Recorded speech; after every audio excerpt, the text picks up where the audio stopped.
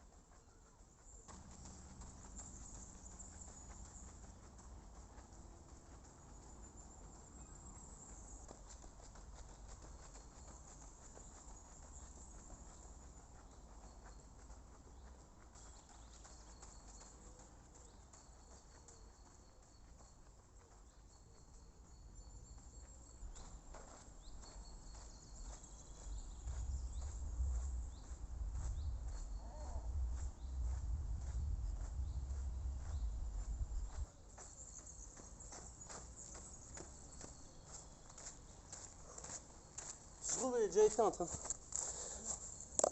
Non, c'est bon. Bon, du coup, 1 km 54 j'ai fait. Magnifique. 15 km/h, 0,4. Et toi? 13. 33. Ouais, donc 13,3 km/h pour la VMA.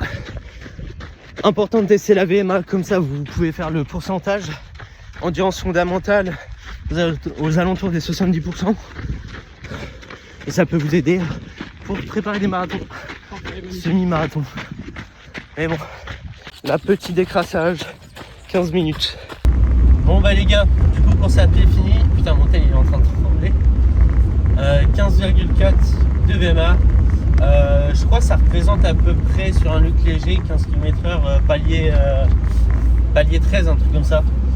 Donc bon, c'est plutôt pas mal. Je crois que c'est même un peu mieux de ce que j'avais avant. Donc de toute façon on va travailler sur ça. Puis même pour préparer du coup, les courses longues que j'ai objectif de faire là, bah ce sera que bénéfique. Et je pourrais calculer du coup par pourcentage, donc endurance fondamentale, la valeur seuil, et puis même la vitesse maximale quoi. Voilà. Du coup là je pars en cours collectif. J'en donne de 9h30 à 11h30. Voilà, et puis on se retrouve après. Check.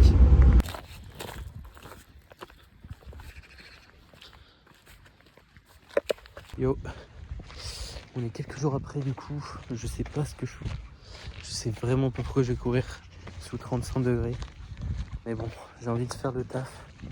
Séance fractionnée, voilà. Je vous montrerai les séances que je fais du coup. Je vais m'entraîner 3 fois par semaine sur la course à pied. Donc une séance fractionnée, donc plus VO2 max. Une séance du coup endurance légère on va dire. Et une séance vraiment sortie longue. Du coup, donc on verra ce que ça donne. Voilà. J'ai enfilé les baskets. Hein. On va voir, on va commencer à trottiner un petit peu là.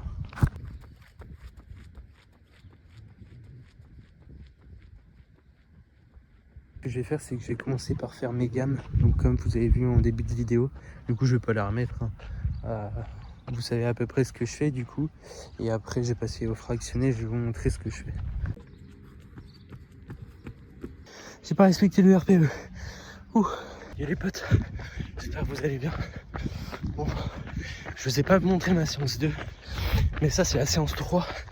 Du coup, je fais une sortie de 1h20. Donc la sortie longue en endurance fondamentale. Et du coup la séance 2, c'était entre 45 minutes et 1 heure. Du coup, endurance fondamentale aussi. Voilà, donc ça me fait endurance plutôt moyenne. Et après la dernière c'est une sortie longue. Voilà. Aujourd'hui, bon, deuxième semaine, on recommence. Autant vous dire que normalement ma séance fractionnée c'était le lundi. Là nous sommes mardi. Pourquoi j'ai sauté un jour et que j'ai fait ma séance musculaire? Tout simplement parce que j'ai réinclus la course à pied trop rapidement. C'est que ma séance fractionnée où j'avais fait 4 x 400, 4 x 200 et 4 x 30-30, j'ai baissé un peu le volume. Du coup, je vais faire 2 x 400, 2 x 200.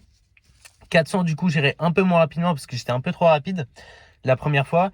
Et je me laisserai le 4 x 30-30 par contre. Hein. Ça, je pense que j'en ai besoin aussi. Bon, du coup, j'avais pas mon note, je pouvais pas filmer. Mais pour le prochain, je ferai ça. On se retrouve du coup demain dans la séance, deuxième séance muscu de la semaine. Voilà, check.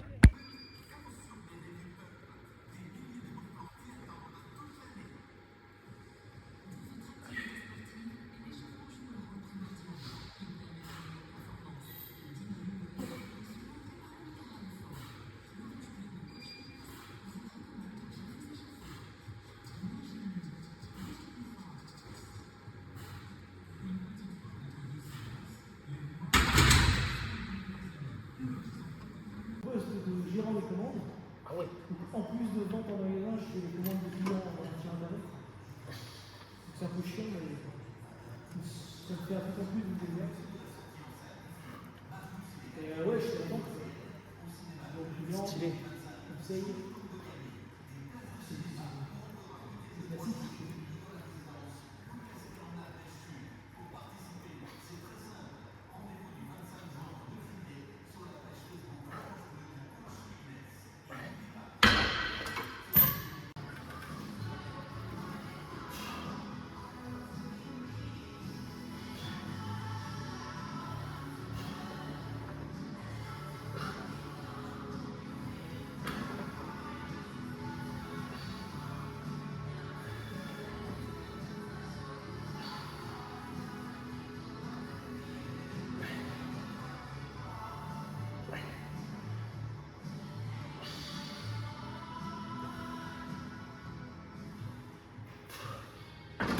Là, donc là, je vous ai montré un peu tous les entraînements que je pouvais avoir au cours de la première semaine. Donc, entraînement muscu, je vous ai pas tout montré.